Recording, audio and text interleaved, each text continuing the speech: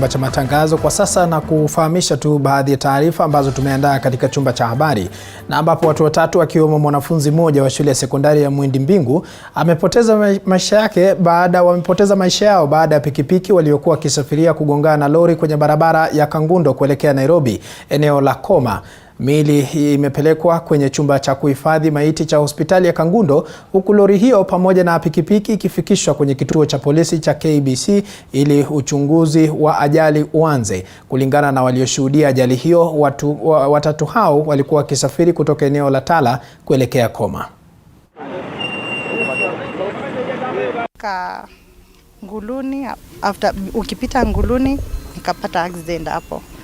Vijana walikuwa mbele yangu na kuna hiyo lori ya Coca-Cola ilikuwa inakuja. Then vijana walikuwa wanaswing kwa barabara.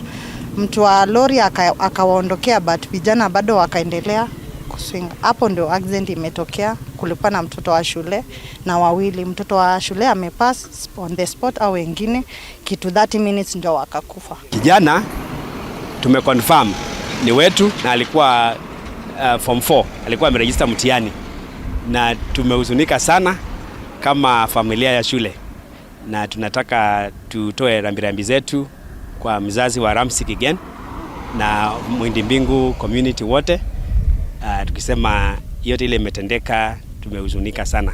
Mama wetu Tala kutoka Koma was driving 40 km/h wanakiteremka chini. So when dropping a few meters from Koma, pikipiki katoka chini kwa imesopa. Hakukuwa na gari yote mbele yangu wala nyuma. I was just alone. 5 km behind kulikuwa lori moja ya mchanga.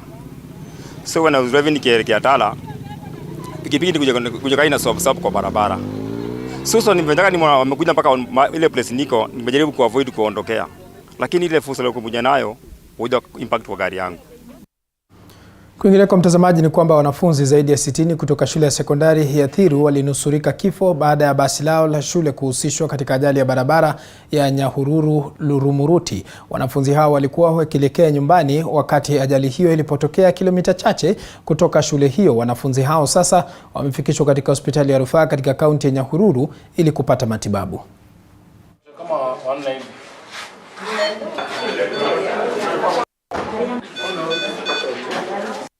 The ones who remained at the casualty were around 25 to 30 who needed urgent reviews. So based on our analysis, most of them had stable vitals, and according to regulation, only one individual needed an admission because of the fractures that we noticed when we did a chest X-ray. The individual was a staff who was part of the entourage. And 2 students had some minor fractures, and they were able to be managed and treated effectively, and we have discharged them through outpatient basis. So we made sure that the others who were able to be triaged and found to be in safe condition, we made sure that they have been advised accordingly in case they develop further complications. Kwingineko mtazamaji, ni kwamba wakazi wa kijiji cha Gatamayu eneo bunge la Lari katika kaunti ya Kiambu wameelezea kutoridhika kwao kuhusu uhaba wa maji safi kwa miaka mingi tangu kujengwa kwa bwawa la Gatamayu. Wanawake wanaosafiri mwendo mrefu kuchota maji sasa wanaitaka serikali ya kitaifa na kaunti kuingilia kati baada ya kile wanachosema ni Athi Water ilijenga bwawa hilo, ambapo walishindwa kupata pampu na transformer hiyo ili kuweza kuharibiwa transformer hiyo kuharibiwa baada ya wezi kugundua kuwa walinzi eneo hilo waliondolewa. Najiri huku siku ya maji duniani ikiadhimishwa, ambapo wamesema maono yao yalikandamizwa na usimamizi mbovu, ambapo bwawa hilo lilijengwa ili kuongeza uwezo wa kutibu maji ya Gatamayu.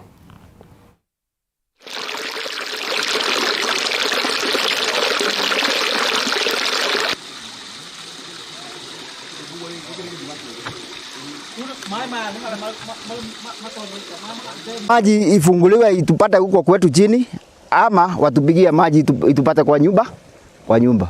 Asanteni. Unaitwa?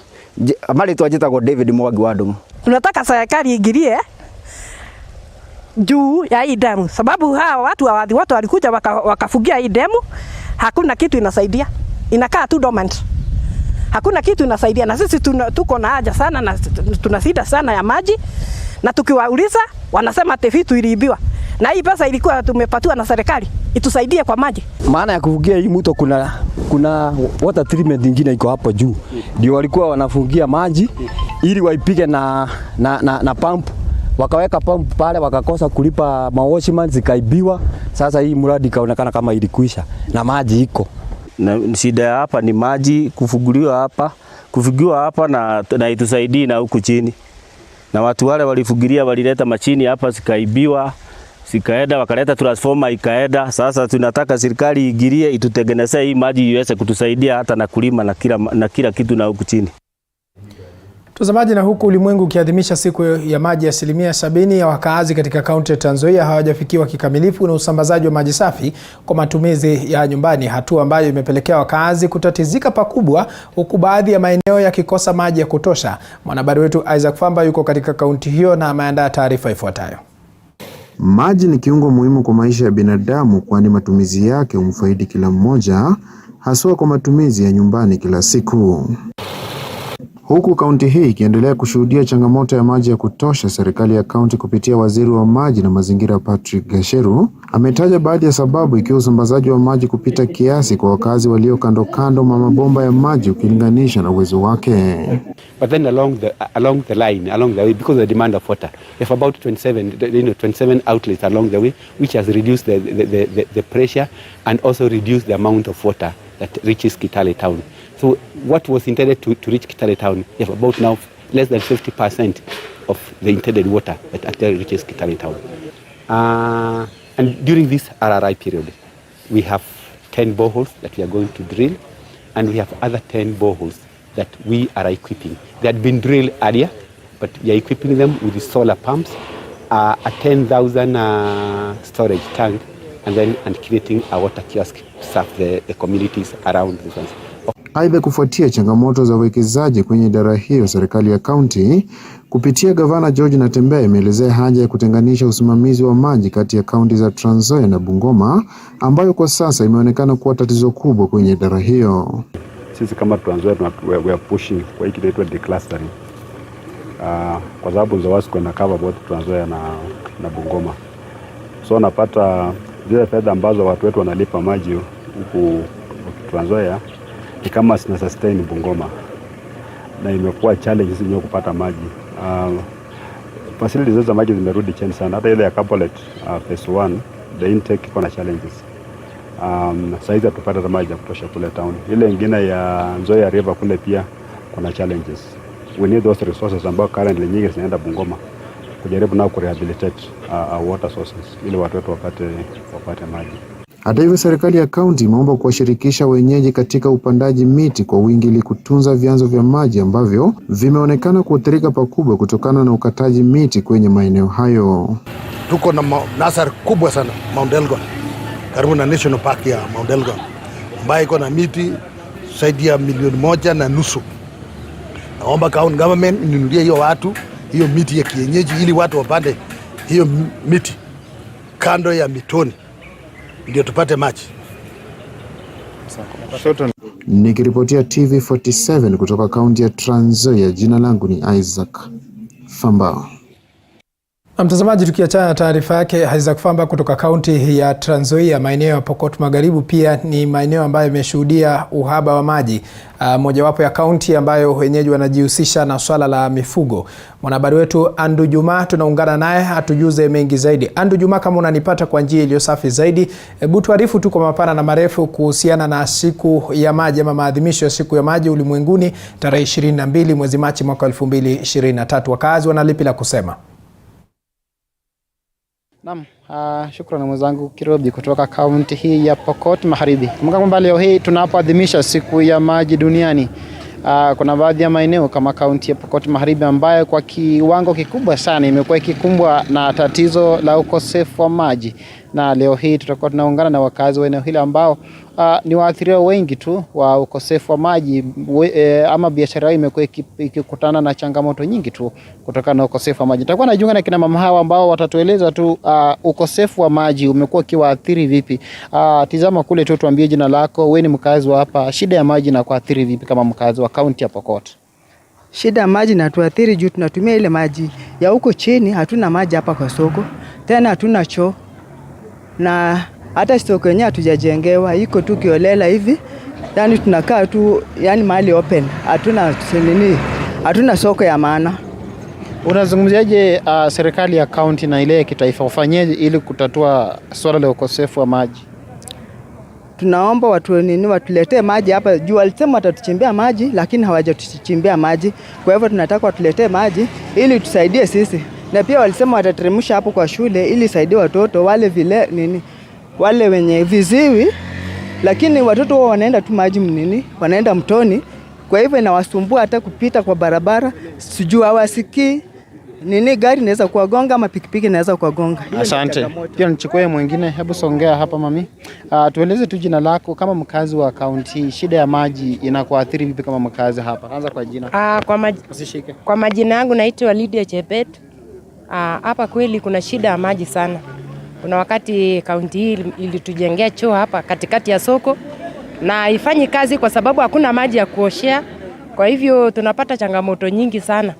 Na mashule ya karibu hapa hivi inaenda kuchota maji mtoni na ni wakati ya shule. Sasa watoto wanaathirika, wenye wako boarding wanaenda tu kuchota maji mbali mtoni, ambaye inapoteza wakati mwingi wa watoto hata kusoma. Na pia kuna challenges nyingi kwa sababu hata hiyo maji yenye tunatumia hapa ni ile inaletwa na mapunda ndio tunanunua, na imagine kama una pesa za zingine inakuwa shida. Hiyo ndio challenges yenye iko hapa. Pengine wito ambao unatoa kwa serikali ya kaunti na ya kitaifa ifanyeje? Kwa sababu maji ni afya. Kaunti ya Pokot inastahili kutuletea maji, kutuchimbia maji. Hata kwa mashule wapate maji, kama hasa shule ya boarding school inastahili kuwa na maji. Watusaidie kwa hayo. Naam, nashukuru.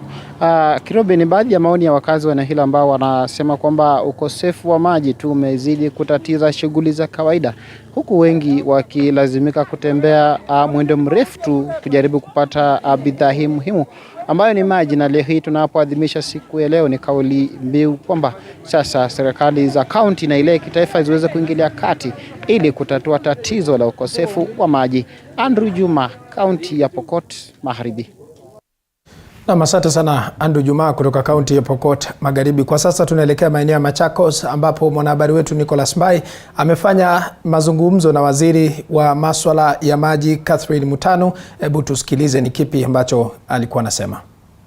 For those who saw what happened yesterday, after the rains the grounds are very dry. Meaning that there's been a lot of humidity and the heat on the ground. Our call to the people of Machakos is kindly, as the rains progress, because we've had reports from the meteorological department and we don't know for how long these rains are going to be there. We give a humble plea to the people that kindly harvest this water. Kindly make sure that you have water in your reserves. We don't know when the next rain is going to be. But we hope, because there is God, we're going to have more rains. As a county government, we want to make sure that the mechanisms we have planned, because we had done some dams under RRI, we're in the process of desilting others, and we want to give impactful change to the people of Machakos as one of the key pillars of the manifesto of the governor of Machakos. We're asking the people that wherever you can be able to even construct a where you can be able to save water, even in your water pans back at home, kindly make sure that you do so. On the same, I want to talk about sand harvesting. Remember, we've had a shortage of water because of the wanton destruction of our rivers by the sand harvesters.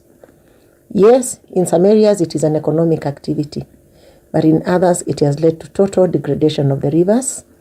We have people who have been excavating sand, even in the dams, and it has been very hard doing arrests, because we can't do arrests in all the dams, and taking them to court.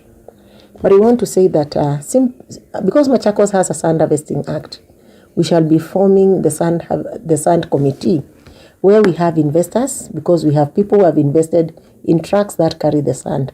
We have people who excavate. We have people who sell. We want to sit down and have a meeting with them, we are coming up with cooperatives in these areas such that we can be able to agree with them when to pick the sand, when to excavate, and when not to. Especially at this time, we are saying, please do not excavate the sand in the dams and in the rivers. You are leading to total environmental degradation. Once we sit down and the rains are there, we will agree on a pattern such that you can be able to harvest the sand from those rivers at particular times of the year. And then by that, you realize that we are rehabilitating our rivers, and we are also asking the people on this particular day of water, kindly plant trees. Remember, water, either the conservation of water and the availability of water in your own compound starts with you. Kindly take care of the little water that is there. You will realize as we move to the next financial year, we are asking our people, we're going to have changes such that even buildings that are being constructed and being sent to the Department of Planning for approval, you will have to show us what is your water harvesting mechanism that you are putting in place. We are not just going to approve buildings that have no water harvesting mechanisms because our capacity is already too high. The demand for water is too high. The commodity is very rare. So we are saying, please, please, please, let's take care of the little water that is there. And as we move on, you realize that there's a lot of degradation on our rivers. There's a lot of pollution. We are asking, please take care of your environment in the necessary way. And by that, we'll have clean water that is flowing in our rivers. Thank you so much, and I wish you a blessed day today. Tukitoka katika kaunti ya Machakos, huku waumini wa dini ya Kiislamu wakitarajiwa kuanza rasmi mfungo wa mwezi mtukufu wa Ramadhan hapo kesho, baadhi ya waumini hao wametoa wito wa amani. Mwanahabari wetu Paul Muniu amefanya mahojiano na wakazi wa Mombasa kujua jinsi walivyojitayarisha. Paul Muniu, uwanjani kwako.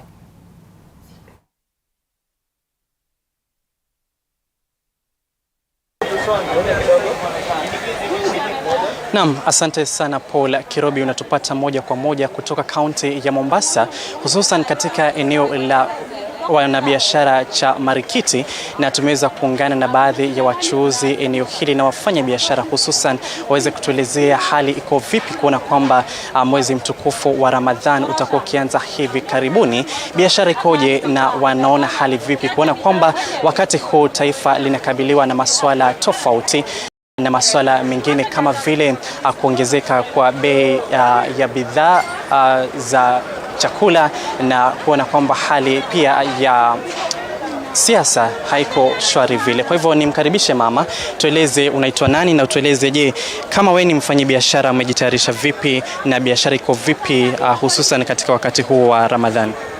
Kwa majina naitwa Sauda Mohamed.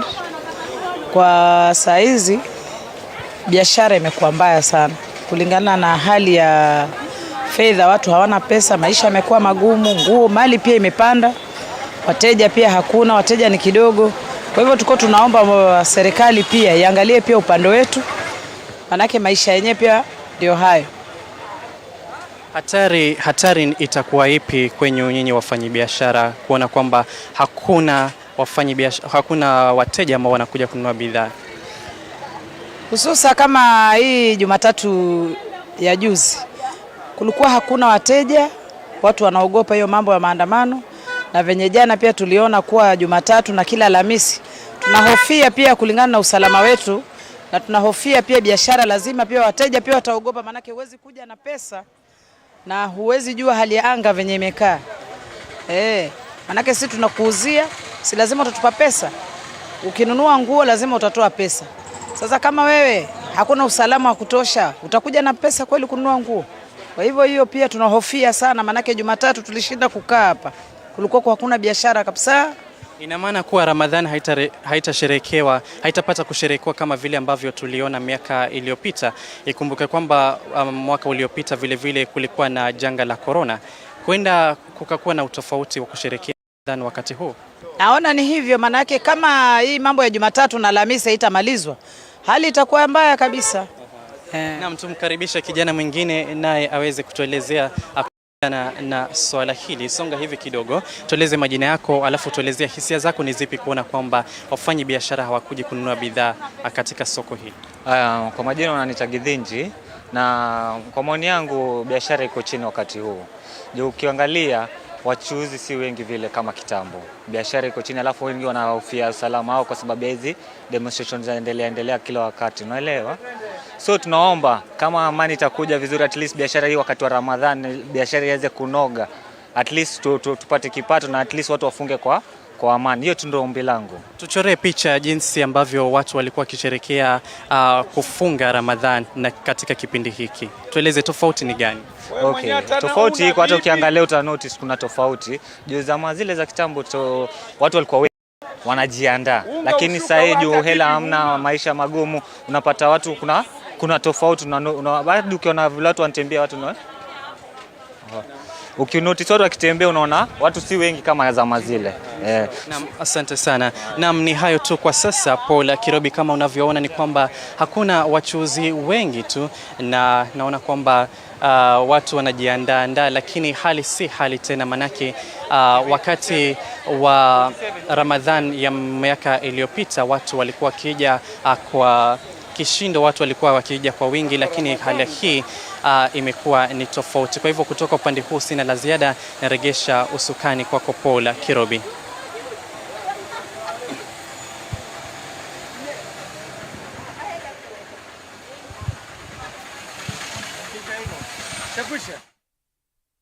Na mtazamaji, huyo ni Paul Muniu kutoka kaunti ya Mombasa akifanya mazungumzo kuhusiana na maandalizi ya siku ya Ramadhan.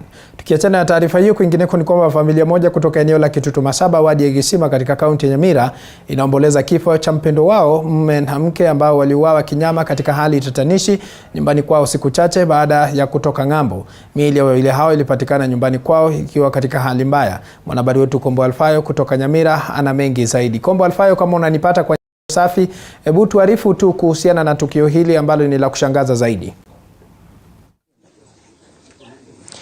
Naam, asante sana Paul Kirobi na kupata vyema kabisa. Kwa sasa katika eneo la eneo bunge la Kitutu Masaba, hasa katika kijiji cha Nyamakoro tu, ambapo nazungumza tu na familia, ndugu na dada za mwenye mwenda zake, ambapo ndipo katika nyumba lao. Pengine watakuwa natueleza hisia zao ni zipi na kutoka jana wamepataje, ni hali iko vipi? Hapa ni kwa mzee Mrema Grace. Hata sisi tumelia tangu jana, mauaji ni mabaya. Tumeshangaa ni nini litendeka na walitenda hiki kitendo. Hata sisi tunataka kuwaona na kuwajua. Sasa kila mtu hapa anashangaa ni nini inaendelea. Tumelia, huu mji umepaki bure. Ni huyu mama alikuwa hapa peke yake na mzee anaishi ng'ambo. Sasa watu wametenda kitendo kibaya sana. Tumelia sasa, hatujui tufanye nini, tuambie watoto nini. Tumeshangaa, watu wanashangaa, mama wamelia. Mungu wetu atuonyeshe huyu mtu alifanya hiki kitendo. Tafadhali Mungu wa mbinguni, utuonekanie na utuonyeshe huyu mtu tafadhali. Sasa sisi hatuna neno, ni kuachia Mungu tu, hatuna la kusema. Sisi ni kuachia Mungu na Mungu atende yake. Naam, asante sana Paul Kirobi. Kama nitaweza kupatia tu historia kidogo tu kama walivyoweza kuzungumza hapo awali baadhi ya wakazi katika eneo hili au mjukuu wa mwenda zake, aliweza kuelezea kwamba siku hiyo kulikuwa na mgeni ambaye aliweza kuzuru wawili hawa, wakaweza kujumuika pamoja, na vile vile kulikuwa na kijakazi ambaye aliweza kuwapakulia chakula jioni hiyo na akawaacha na yeye pasi na kujua kile kitu ambacho kiliweza kuendelea jioni yake. Siku yake ya pili aliweza kuamka, ambayo ni leo, wakazungumza tu, yeye akaendelea shughuli yake ya kawaida pasi na kujua kile ambacho kinaendelea. Lakini baadaye ndipo mjukuu aliweza kuulizia, je, babu ameenda wapi? Wakati walikuwa wanafanya hulka zao za kuweza kutafuta, ndipo waliweza kuarifu wakuja kupata baadaye mili ya wawili hayo. Ni hayo tu kwa sasa, tutakuwa na kuarifu baadaye kwa kina wakati tutakuwa tumefanya mazungumzo na baadhi ya wakazi wengine katika eneo hili ili kutathmini. Lakini maafisa wa polisi wanaendelea na uchunguzi wao ili kupata kiini hasa cha kitendo hiki ambacho kimeweza kutendeka katika eneo hili la Nyamakoro tu. Ni hayo tu kwa sasa, takuwa narejesha usukani kwako studioni Paul Kirobi. Naam, asante sana Kombo Alfayo kutoka maeneo ya Nyamira kwa kufanya mazungumzo kuhusiana na tukio ambalo ni la kushangaza kwa familia hiyo. Ni taarifa ambayo pia vile tutakuwa tunafuatilia kwa kina zaidi, lakini kwa sasa mtazamaji, wacha tuangazie taarifa nyingine ambapo wazee wako za China na Ikandi kutoka Mbeere wameomba tume ya maadili na kupambana na ufisadi EACC kufanya uchunguzi kuhusu ufisadi, wizi wa ardhi na utoaji wa hati miliki mbili katika sajili ya ardhi ya Mbeere Kusini. Kwa hizo huku zikipongeza hatua ya EACC ya kuwakamata wajumbe wa fisadi wa bodi ya ardhi mwezi uliopita, zilisema kuwa mfano wa uozo na ufisadi uko katika sajili ya ardhi ambapo maelfu ya wamiliki wa ardhi wasio na hatia wamepoteza vipande vyao vya ardhi. John Muruki amesema kwamba wanashangazwa kuwa ardhi ya ukoo ambayo iligawanywa mwaka 2011 na wamiliki waliopewa hati miliki sasa inauzwa na watu wengine ambao pia wanadai kuwa na hati miliki asili. 2011 tuligawa mashamba na hiyo mashamba ikatoka title, na mpaka ya leo tukienda kuitiza chachi huko kwa registrar atupewi chachi, haionekani. Mashamba iko kwa mabu registry inaonekana vizuri sana, tukienda Embu tunanunua mabu, na ukija hapa Kiritire kwa land registrar hiyo chachi huwezi pata. Sasa shamba yako haiwezi kusaidia. Kwa nini hata ukiangalia properties zingine unapata ati mtu anawekwa alikufa na hiyo mtu bado anatembea na hiyo shamba inajaribu kuipiwa na watu wengine tuko na wao hapa, wao kulingana na registrar ni marehemu, na hiyo si kweli. Ni kweli? Ni uongo, wako hai. Huyu registrar akipigwa tuanjiva atoke hapa aende mahali pengine, bado atafanya hivyo. Na hii shamba yetu ya Mbeere Kilima sio ati peke yake imeharibiwa ama imewekelewa title ya pili ama ya tatu. Na tena huyo mzee wanangangana na huyo registrar kuimba hiyo mashamba. Kuna wakati alikuwa anataka kunikatakata nikifanya kazi kwa shamba nyingine, nilikuwa nimepewa kibarua na akanifukuza na nikaenda kustaki, kuchukuliwa hatua. Mimi sasa wakati aliniambia ati nikitoka hapa ataenda kunichukulia hatua, tena alikuja mpaka kwa mboma na mapanga na watu. Na mimi nikaona lazima niende nitafute haki yangu. Kuenda kwa mapolisi ni kama wako pamoja. Ndio ninashindanga kwa polisi, mimi nimemaliza wiki mzima na hakuna hatua wanachukua. Tukitoka maeneo hayo mtazamaji, kwingineko ni kwamba mbunge wa Kitui Mashariki Nimrod Mbai ametaka serikali kumkamata kinara wa Azimio Raila Odinga kwa kile anachotaja kama kuzorotesha uchumi wa nchi kwa kupanga maandamano mara 2 kwa wiki. Kulingana na Mbai, kinara huyo anapaswa kukamatwa ili nchi iweze kustawi. Mbunge huyo vile vile anasema kuwa anaunga mkono serikali ya Kenya Kwanza na azma yake ya kuboresha uchumi wa taifa. Tumeamua sisi mambo ya maandamano Kitui East atuko, na tumepeana ilani wenye wanapanda maandamano wasijaribu kupanga maandamano kuja Kitui. Kalonzo alikaa na Moi akasaidia watu wa Mwingi, awache Nimrod akae na William Ruto nisaidie watu wa Kitui East. Tukiwa level moja na watu wa Mwingi huko Kitui East, sasa tunaweza ongea. Moi alikuwa ni mkale, Ruto ni mkale. Haiwezi kuwa mkale jini alikuwa mbaya, alikuwa mzuri wakati wa Kalonzo, na sasa hii mkale jini ni mbaya wakati wa Nimrod. Kwa hivyo hiyo hatutakubaliana.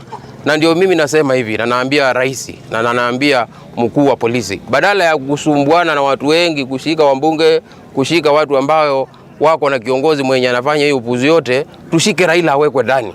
Tuone ni nini itafanyika. Hakuna kitu itafanyika. Tumetengenezewa tu just hot air. It's hot air. Raila akishikwa awekwe ndani, ashtakiwe na treason, atafungwa, na hii ulimwengu ya Kenya itatulia na dunia itaendelea. Hakuna kitu itafanyika kesho yake Raila akiwekwa ndani. Na mtazamaji, ndio kauli ya kiongozi huyo Nimrod Mbai kutokana na hatua ya kinara wa Azimio Raila Odinga kufanya maandamano juzi. Kwa sasa mtazamaji, tunachukua pumziko mafupi, lakini tukirejea tunakuja na mengi zaidi. Usiende mbali.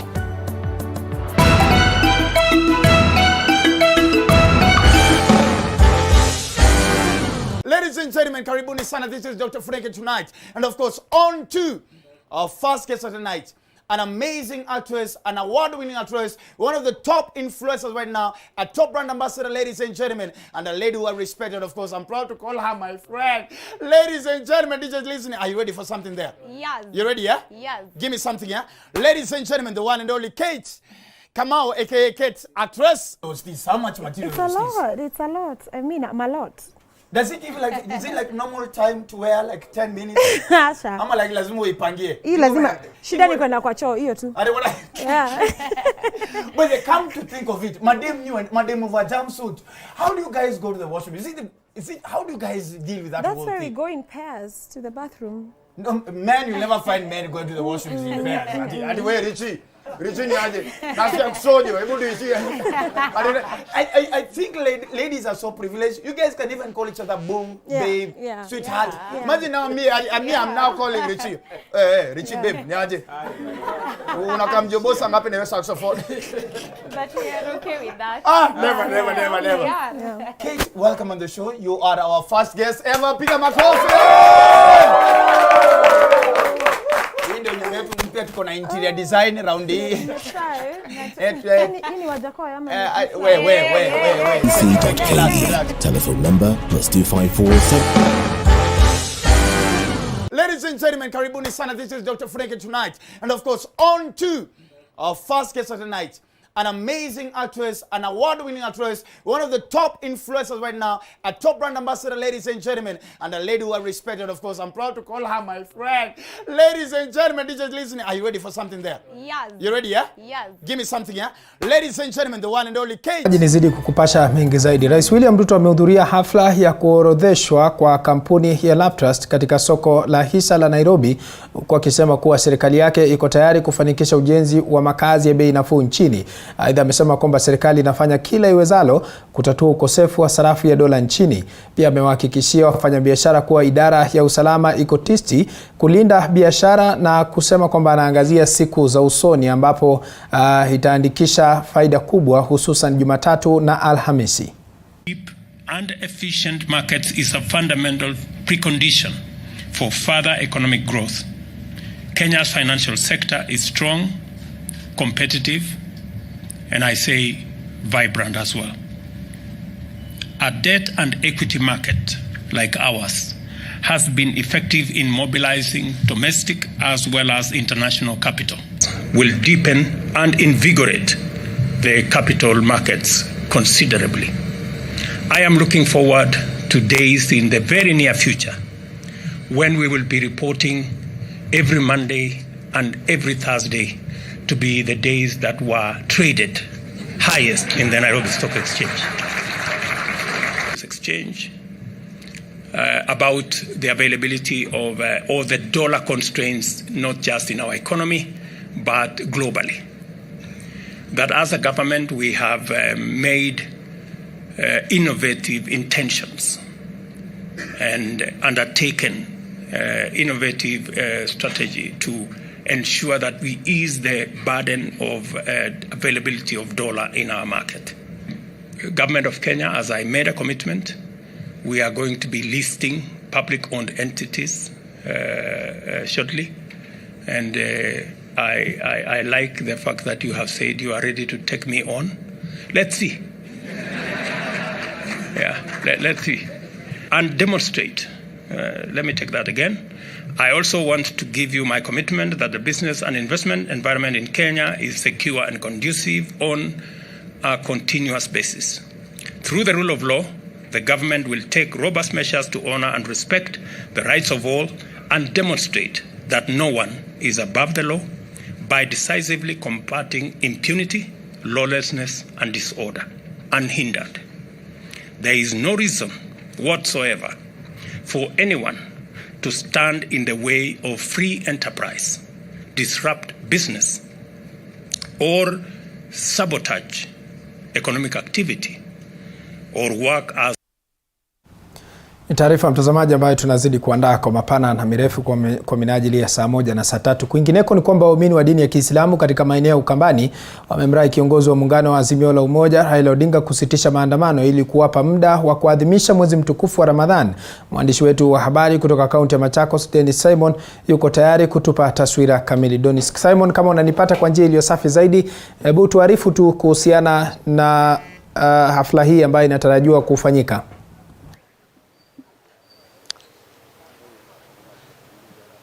Naam, asante sana. Tunakujia moja kwa moja kutoka kaunti ya Machakos, kaunti nambari 016, ambapo tunazidi kufuatilia kujua hadhara ya maandamano ambayo yameweza kupangishwa na mrengo wa Azimio vile yanaathiri sekta kadhaa. Na leo nitakuwa naungana naye mwenyekiti wa masheikh kutoka eneo la Lower Eastern, Sheikh Alhanas Abdalla, ambaye atakuwa anatuarifu vile haya maandamano yatakuwa yanaathiri mpango wao wa kuanzisha mwezi wa Ramadhani kuanzia hapo kesho. Pengine chairman, utakaribia huko hewani TV47, tuambie maandamano ambayo yamepangwa na Azimio yanaathiri vipi mwezi wa Ramadhani. Angalia kamera. Kwanza, kuanzia kesho tarehe 23 ya siku ya Thursday, sisi kama Waislamu, kwa majina naitwa Sheikh Anas Ali Abdullah, ni imamu wa Jamia Mosque Machakos Town na CIPK Lower Eastern. Kuanzia kesho tutaanza mwezi mtukufu wa Ramadhan, mwezi ambao kwamba utatuchukua mwezi mzima wa kufunga na kujinyima na kula na kufanya starehe katika za kimwili katika mwezi mtukufu wa Ramadhani mchana. Siku hizi tunaziomba kwa Waislamu kuzitumia vizuri, kuwa na huruma, kuwa na unyenyekevu, kuwa na amani. Na tungeomba serikali zetu, hasa serikali ya county, kwa sababu leo ni siku ya maji duniani. Tungeomba serikali ya county, chochote kile kinachopatikana katika maji, tunaamini ya kuwa maruba yetu imekauka, imebakia maji kidogo, lakini ile kidogo iliyoko igawanywe vizuri kwa Waislamu ili waweze kufaidika katika mwezi mtukufu wa Ramadhan. Kuhusu maandamano yaliyoandaliwa na kiongozi wetu Bwana Raila Odinga, yeye tungemuomba asimamishe maandamano katika huu mwezi mtukufu wa Ramadhan.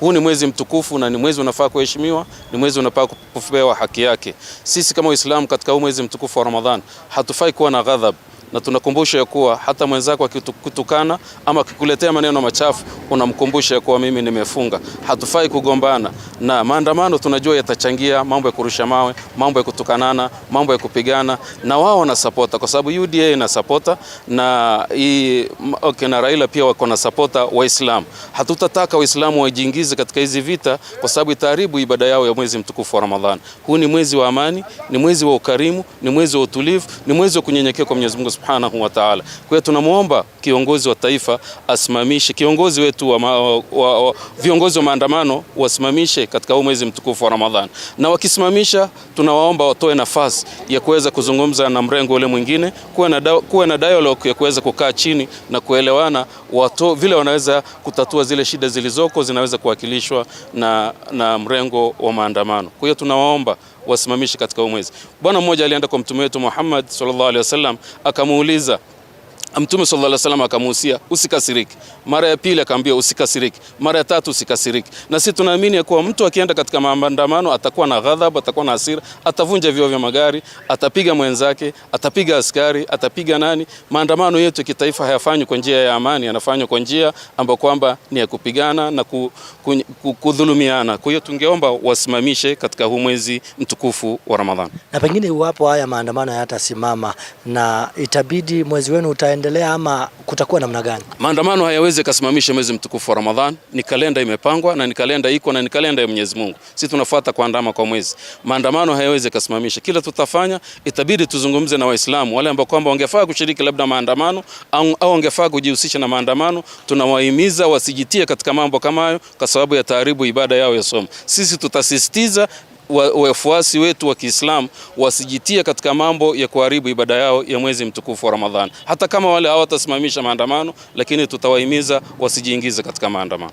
Asante sana kwa muda wako, tunashukuru. Huyo alikuwa mwenyekiti wa waumini wa mashiriki katika eneo la Lower Eastern, ambaye ameweza kuongea kuhusiana na jinsi maandamano ya mrengo wa Azimio atakuwa na adhiri shughuli yao ya mwezi wa Ramadhani. Hayo tuko kwa sasa kutoka kaunti ya Machakos na kurudisha moja kwa moja hadi jijini Nairobi. Mimi ni Dennis Simon, kwako studio.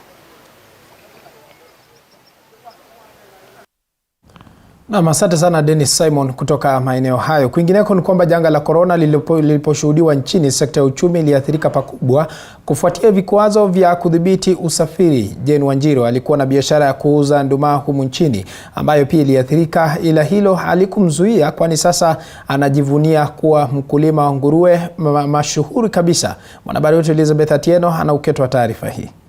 Kilomita 3 kutoka mji wa Busia tunakaribishwa katika shamba hili la Jane Wanjiru anayefuga nguruwe katika eneo hili la Amerikwai, Teso Kusini. Anatueleza kuwa safari yake ya ufugaji ilianza mwaka 2020 ambapo taifa lilishuhudia mchamko wa virusi vya corona. Hii mradi nilianza 2020 wakati wa corona. Ndio hiyo nilikuwa nafanya biashara zingine, lakini nikaona kuwa na biashara moja kuna changamoto. Ndio hiyo wakati transport ilikuwa paralyzed, nikaona mambo vile ilienda, nikaona ukiwa na another business ni mzuri ya in case moja imekwama, ingine inaweza kukusaidia kwa upkeep ya maisha. Nilikuwa kwa ile biashara yangu nafanya, nikaona nina capital ya kuanza ujenzi, nikaanza pole na nikapata mtu akaniahidi anaweza nipe nini mzuri breed. Wanjiru alianza biashara hii kwa kununua nguruwe 5. Alilazimika kulipa shilingi 35,000 kwa kila nguruwe. Na sasa ikiwa miaka 2 baadaye, anajigamba kwa kuwa na nguruwe 72, ingawaje wengine walifariki. Na kulingana na baadhi ya wafanyikazi wa Wanjiru, kazi hii si rahisi. Sio kazi rahisi. Any good for you to get good results, you must labor. It takes also a bit of your time. Tunamkanga saa 11 kufanya cleaning usafi, fika saa 2 ni kujiwekea chakula, alafu so ni kuendelea tu maintain usafi, fika saa 10 tena naziwekea ingine sasa ya supper. Nguruwe mpaka inapewa nini ya minyoo injection. Ikizaliwa ikiwa 3 weeks mpaka ikatwe meno na ipewe iron injection. Yeye ndiye ufanya. From there anaenda akifuatilia after 2 weeks, after 1 month anadunga sindano ya minyoo na injection nyingine ya iron, na anaendelea hivyo after every month anaenda akindunga. Ila kwa muda Wanjiru ameweza kubuni mbinu ya kujitengenezea lishe ya nguruwe zake ambayo imempunguzia gharama, huku akiwarai wa Kenya kuanza biashara hii kwani ina mazao haswa mtu anapopata soko la kuuza nyama ya nguruwe. Kana na kilimo cha nguruwe nimepata faida nyingine kubwa sana. Ile manyua ninapata ya nguruwe inanisaidia kukuza mboga, mahindi, na of late ninaendelea kukuza vitu za kwenda for export. Na hiyo manyua juu nilielezewa zile vitu zinahitaji organic manyua. Kwa sasa Wanjiru ananuia kutengeneza mbolea na kuuza nchini ambayo itasaidia katika upanzi wa mahindi na mboga. Elizabeth Atieno, TV 47. Tukiachana taarifa yake Elizabeth Atieno, kwingineko ni kwamba wanachama wa kamati ya bunge kuhusu elimu wamezuru mji wa Embu kwa siku ya pili sasa, huku wakiendeleza uchunguzi wao kuhusu wizi wa mitihani katika mtihani wa kitaifa wa mwaka 2022. Mwenyekiti wa kamati hiyo Julius Meli amesema kuwa ziara hiyo ni muhimu kwani itaiwezesha bunge kupata maoni ya washikadau mbalimbali itakayotumika kubuni sheria itakayotoa mwongozo kuhusu mitihani ya kitaifa.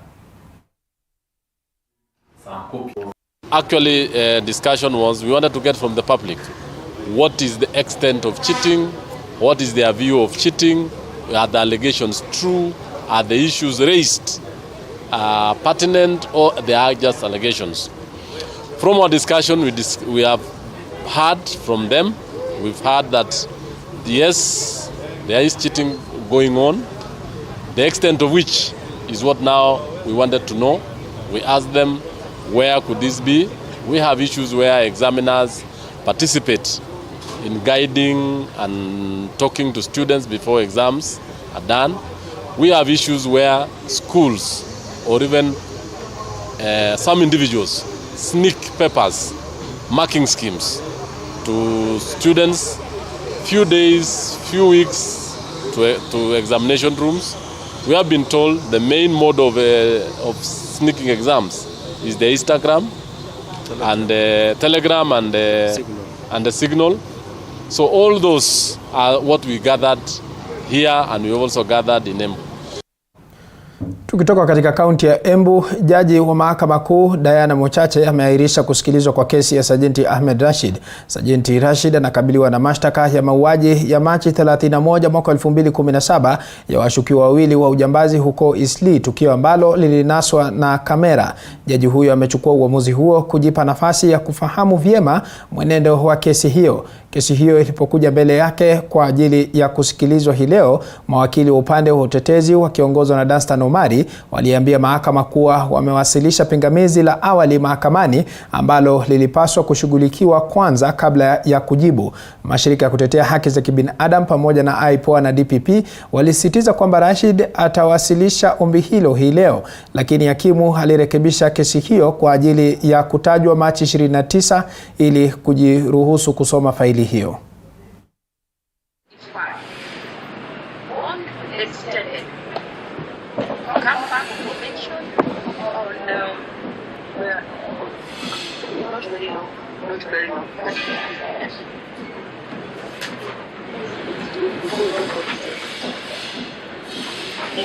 Melody, as you pick a date, can I ask if I think his bond was to Muthaiga, if I'm not mistaken. When you say bond is Muthaiga, I'm sorry, my lady. Yeah. I'm sorry, my lady. I think his police, which you're extending, was for Muthaiga. The police bond he was given, as per Justice Kimondo's order, was given by the OCS Muthaiga. So that was not for extension. Yes, just that not by the court. By you, yes. What I wanted to do was see if in case if he can do a reporting. Probably he can report once a week. Has he been reporting? Why? I know that we are reporting for what? Can I just maintain the status quo as per Justice Kimondo? Much obliged, my lady. What was my lady? Ma'am. The reason I was saying for him to be reporting is that the next time we appear in court, we'd hope that he would actually be at a police station to appear and not in the advocate's chambers. The matter is coming up for direction. Na mtazamaji, tukiachana na taarifa hiyo, kwingineko ni kwamba wasimamizi wa mradi wa ukarabati wa uwanja wa Embu wametoa hakikisho kuwa uga huo huko tayari kuandaa maadhimisho ya siku ya Madaraka mwaka huu. Ukarabati huo unaendeshwa na kampuni ya Modern Precast chini ya usimamizi wa Jeshi la Ulinzi la Kenya KDF kwa gharama ya shilingi milioni 300. Naibu kamanda wa ujenzi wa mhandisi Kanali Maurice Owende akizungumza wakati wa ziara ya kukagua mradi huo alisema kwamba kazi inaelekea kukamilika na utakuwa tayari katikati ya mwezi Mei. Hata mtoto alisimama bila kule. Our 90% production is done, as Commander tell us. This technology is basically help us to reduce time by 60 to 70%. The entire stadium will host a total of 8,700 seating, but it has a potential of having a larger capacity who can use the various spaces that have been left. We have we visited this site quite a number of times, and from our technical team, we keep on checking daily progress, and we are glad to say that this is a project that is going to be delivered on time. So far, all seems to be going on well. The works are on schedule. Our target is by 5th of April, the main pavilion will be already, the framework or the shell will be complete up to the roofing system.